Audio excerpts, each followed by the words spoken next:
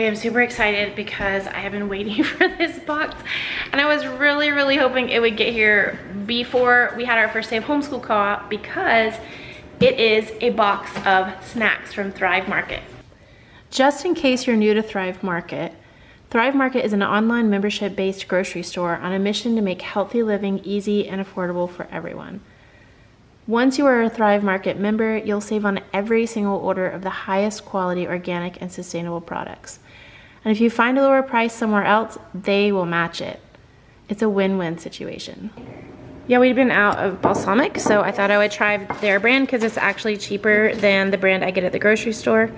I got a couple bottles of organic ketchup because that was also cheaper. Everything in this box I bought because it was things either we use all the time and we were out of, and so I wanted to try the Thrive Market brand because it was less expensive than what I pay at the grocery store, or I can't get it at the grocery store. So I got these Kind bars, which we love, but I can't buy a 20 pack at my grocery store, and it was a lot cheaper buying it like that. Vanilla, we've been out for a long time. Hold on to that. Look what I got. Oh, these are so good. These are like healthy Otter Pops or Freeze Pops or whatever, and they're really expensive at our local health food store, and these were about $3 cheaper per bag. Oh, wow. Okay, here are the snacks I wanted to try for the kids. I got these chips, the Kind bars, and beef sticks, which my kids absolutely love. And then when I ordered this box, I actually got a free gift, and what I got was 2 big boxes of these Chomps beef sticks. Love those. I know, we all love beef sticks, and they're just too expensive usually to buy, but I couldn't say no to 2 free boxes. You do have to pay for a membership for this. When you get the year membership, it's $5 a month, so it's really not that expensive, especially with the savings. I probably saved, let me see how much money I saved. I've been a member since 2015 and I have an average savings of $52.71, so that's pretty good. Like, that's per order. And a lot of that has to do with like auto ship and then getting special deals and stuff like that, but still, that's amazing. I'm really excited to say that Thrive gave me a 30% off coupon for you guys. You just need to go to thrivemarket.com/breefromscratch and you get 30% off. And I will put that link below here. And you just click that link and it should automatically add that 30% off to your shopping cart. And then you also get a free gift up to $60. Hey Justice, did you see? What did I get? And then did you see these? Yeah. The girls already asked if they could take one tomorrow. Beef sticks. Y'all's favorite Kind bars. There's 20 in there. All right, y'all, it's that time of year. It's the time of year you want to give up on your garden. You're sick of it, you're tired of the bugs, you're tired of the weeds, you're tired of the heat. You just want to be done. But don't do it, don't give up yet, because you've still got your fall garden. And there's probably still a lot of good stuff out there in that summer garden if you just go looking. It is mid-August, and if my beds were ready, I could start planting my garden right now. But let me show you what I did. I let my garden get like this. Before I went to Alaska, I should have covered this with silage tarp so that this didn't happen, and I did not do it. Thankfully in the cabbage and broccoli bed, I just gotta pull stuff up. I don't have a weed issue. Some weeds in the sugar snap pea bed, but not too bad. I'm not sure yet what I'm gonna do about the potato beds.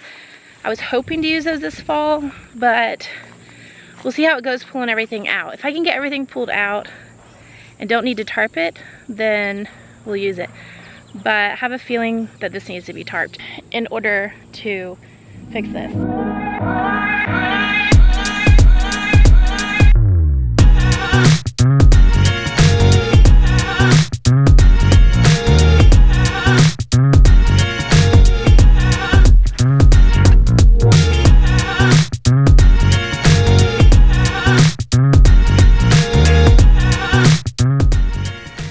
I think you guys can hear me over the bagpipes. I wanted to show you something really cool. I've touched on this in other videos, but I learned something this year about cabbage. I've grown cabbage probably 4 times and never seen this happen, and so I wanted to show it to you. I don't know if this is the variety or if this always happens. I've never seen it before though. But after I harvested my cabbages, all of the plants started growing new cabbage heads around the whole outside and then one in the middle. As you can see, they're super buggy. This one's not so bad. A lot of the ones in these hadn't quite formed yet, so I didn't save them, but I have a little pile over there that I saved. And I was taking a look at this last one to see if there were any worth saving. You can see where they're starting to form, but there's really nothing there to eat. This one's kind of the size of a Brussels sprout. So I guess we could eat this one. I'd love to know if you guys have ever seen this, and if you have, is it just a certain variety that forms these new heads after harvest? Oh, there it is.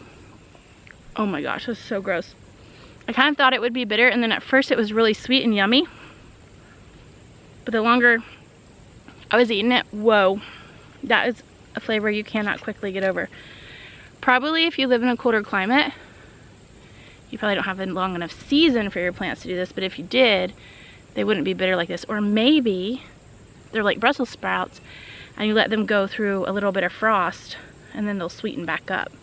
That could be what you would need to do in order to actually harvest these little heads and then be palatable. I just thought it was really neat because you have the potential for like 7 more miniature heads of cabbage from each plant. It's really amazing. Here is where my romaine lettuce has all bolted. You can see here where the yellow flower is formed. You can see the yellow flower becomes this little white puff ball. The white puff ball turns into this dried up enclosed husk type thing here. If you open this up, there's the romaine seeds. Now that it's time to replant romaine and the romaine has gone to seed, all you have to do is pull the pods off and then just replant them where you want to grow your romaine. This is Paris Island romaine. Is it not a beautiful thing that one seed can replace itself with thousands of seeds? There's thousands of seeds on this plant. That's just one romaine plant coming from one seed. And not only that, that one seed can feed you over and over again because romaine is a cut and come again plant. So you cut it, it grows back. You cut it, it grows back until it bolts. And then once it bolts, it replaces itself times 1,000. I will never get over how abundant life is. All right, time to pull these up because it's time to replant.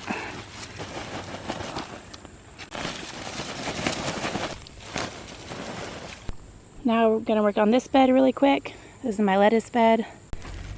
I did find one leftover carrot and a beautiful head of this butter lettuce, so we are gonna make that with dinner. Just stick that in the shade. And I did try this and it wasn't bitter, so that's kind of interesting. Usually this time of year lettuces are so bitter, like the broccoli and the cabbage, but that lettuce really wasn't.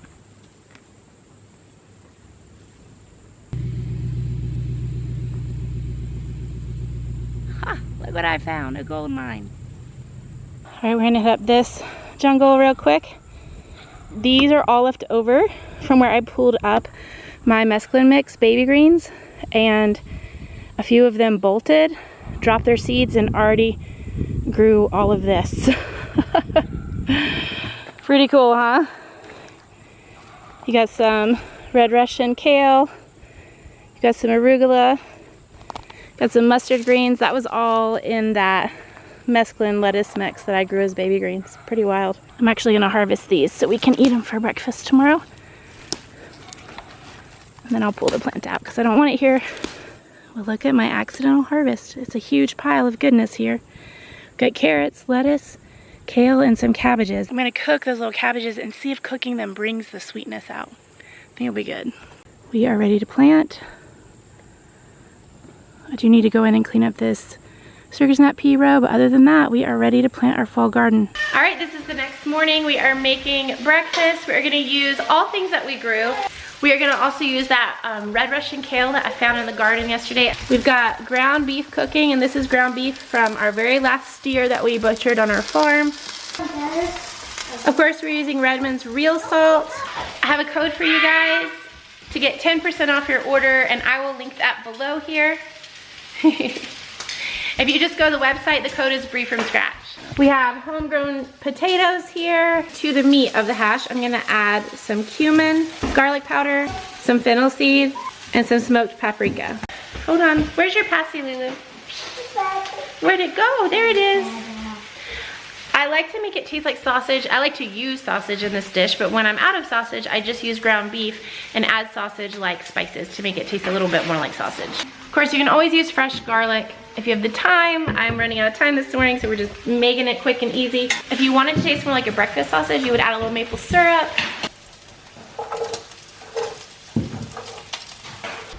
All right, our hash is looking good. Everyone is starving, so it is good timing that this is ready.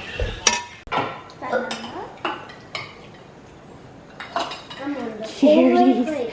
You guys are so big sitting there feeding yourselves. What big boys and girls. Hey guys, okay, does everyone remember what we're doing today? Yes, garden. Yes, because we need to get in our fall garden before we what? Go to the beach. That's right. We need to get it in and watered. Oh, Roy, you have yours right there. We need to get it in and watered so that when we go to the beach, we don't have to worry about it. So that's happening today as much as possible. We might have to push it on into the later part of the week too, okay? School is done, lunch is over, babies have napped, they've even had a snack. So it is time to head out to the garden. I thought I would share with you really quick what we are planting today. We've got another round of peas, lettuces, we've got a butter crunch, a mix, a romaine. We've got some red Russian kale, some Georgia collard greens, Detroit beets, curled Siberian kale, some turnips, and carrots. That is everything that I am direct sowing this fall. I'm also gonna be planting Brussels sprouts, cabbage, and broccoli with starts. What you drinking? Got some lemonade? I want more. Where is it? Probably inside on the counter. Oh, that's a good idea. I don't know if he'll like that. Go up on the counter. I mean on the deck. Grace will get you more. There you go. Hey kids, you're each gonna take 30 minutes to help me, and the rest of the time you can play, okay? All right, what do you want to plant? What is it? We've got carrots, beets, lettuces, kales, Oh, carrots. turnips. Yeah. I need the rake from under the porch real quick to rake this bed straight, and then we'll just sprinkle them. Can I pick one? Yeah, do it. Are we gonna go show them? Yeah, they're so long. The neighbor kids are here. Joey wants to go show them. Go show them. It's so cool. It's mostly ready to go. I just need to rake it flat. It was all bumpy from pulling all the weeds out yesterday.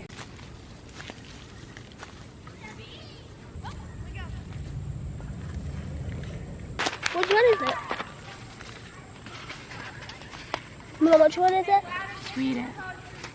They all look the same because they're all from the greenhouse. This one? Does it say carrots? It Yeah, says it does. imperator. It says imperator on the It front. says carrots. One thing that's really important with your carrot bed is that your carrots can go deep, so your soil needs to be loose. And the other thing is that when you're planting your seeds, you want the soil to not have a whole bunch of big clods in it, and sticks and things like that. You want a really smooth surface. And now we are planting these about a foot apart, so each row is a foot apart, but they'll be closer together within their row. We're actually just sprinkling the seeds all the way down the row, and we'll come back in later and thin them.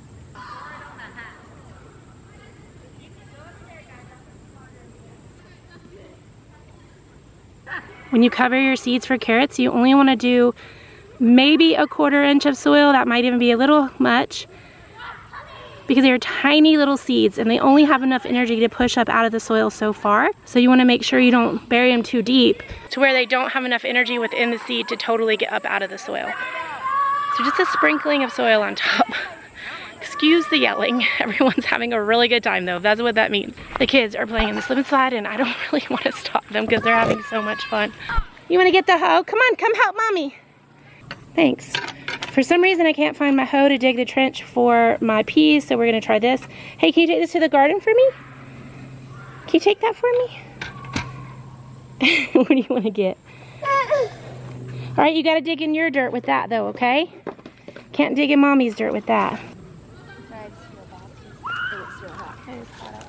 Put them on the back porch and feel like they're cold. Oh my gosh. I just wanna have fun, clap my hands, turn around now and dance, dance, dance. I just wanna clap, clap, turn around, dance, dance, dance. I just wanna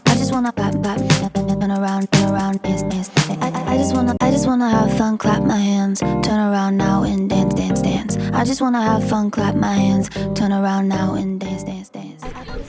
Peas and carrots, carrots and peas. I will not regret. So here's the thing. This time of the year is the time of the year where I am done with gardening. I don't really care anymore. But what I know about myself is that if I will plant a fall garden, I will be so grateful to my past self. Fall gardening is the best, and so is winter gardening. Basically, you plant all this food in the fall and then you harvest it all winter long to eat it. Not the carrots and the peas, but like all your greens and lettuces, you're gonna harvest those, some in the fall, but we're gonna cover them and we're gonna eat them all winter until, well, the lettuces and herbs will get mushy in like January-ish, but that's a lot of lettuce and herbs I would have not had otherwise. So let's get them planted now. I still have a lot of stuff going in the garden, even though this is obviously almost done, but it is blocking part of my row here. So I think I'm just gonna weave it into this fence here. There is a child that keeps picking my melons because I know there was one that was gonna be ripe any second and it's gone now. Let's get one more row planted and we'll have ice cream as a treat. The thing about your fall garden is you want to plant enough for the whole winter. Now, the cabbage and the broccoli will be harvested, and the peas will be harvested, and the carrots will be harvested, but all of the greens and lettuces will stay in the ground covered with a thick fabric called agribon that will prevent it from being affected by frosts or freezes into January and maybe a little longer. And so we're going, but the thing is these are cut and come again plants. So usually whenever you cut kale or you cut chard or you cut collards or you cut lettuces, they grow back. But in the winter, they do not grow back. And so you have to plant enough to get you through the whole winter. So that's what we're gonna do. We're just doing lettuce, so we need that romaine. Do you guys remember how to plant baby greens? No. Yeah. All right, come here and I'll show you. You wanna start with a nice smooth surface. You wanna make a little trench. And your trenches just want to be a few inches apart, maybe 3. Okay. And then you're gonna just plant tons of seeds down in those trenches, okay? And then we'll do about half of this in baby greens, and then we'll do about half in heads.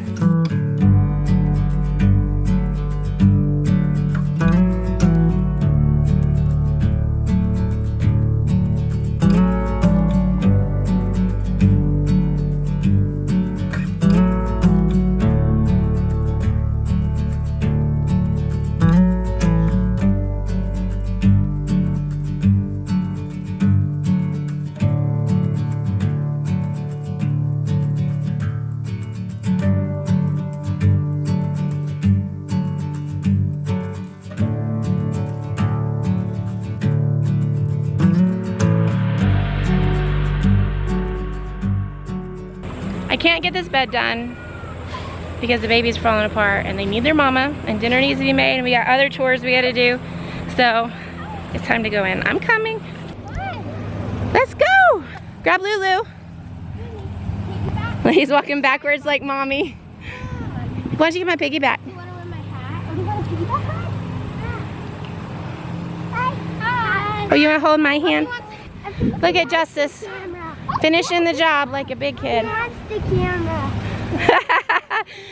Good job, Roy. Julie's doing it too. Good job, Lulu. Oh, no, they're on the rock. So it's going to be ice cream and then cleanup jobs. Got it?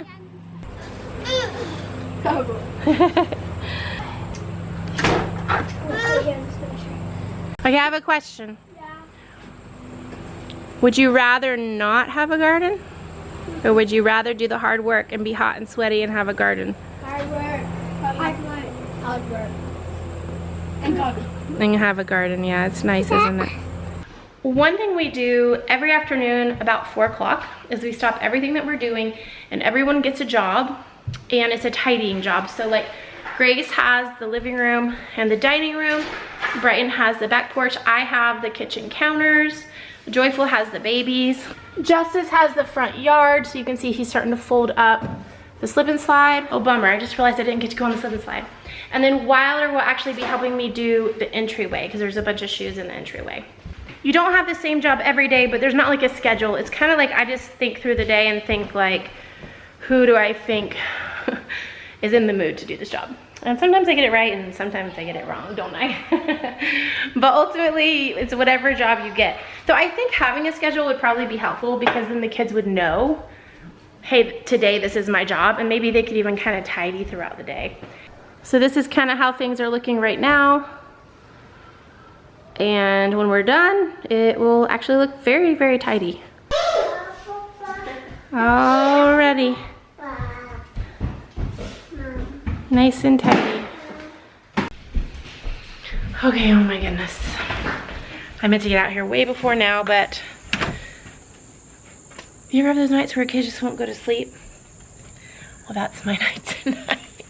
But I have got to get the garden watered.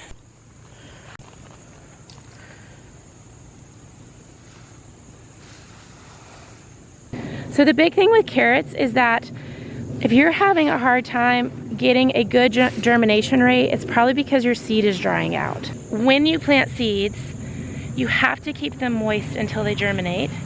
Otherwise, it'll kill the little plant in there and they won't fully germinate and you won't have a plant. Obviously, carrot seeds are tiny, but they also take a very, very long time to germinate. And so what happens a lot of times is people water them a couple of times and that's it, and it's not enough. So one of my tricks for germinating carrots and getting a much better germination rate is, one, obviously thoroughly water as much as possible. You do need to be gentle with your watering so you don't move your seeds around or even have them completely run out of the bed. So you want to use a very gentle kind of a mist on your carrots. You want to get them nice and soaked, and then I'm going to show you my number one tip.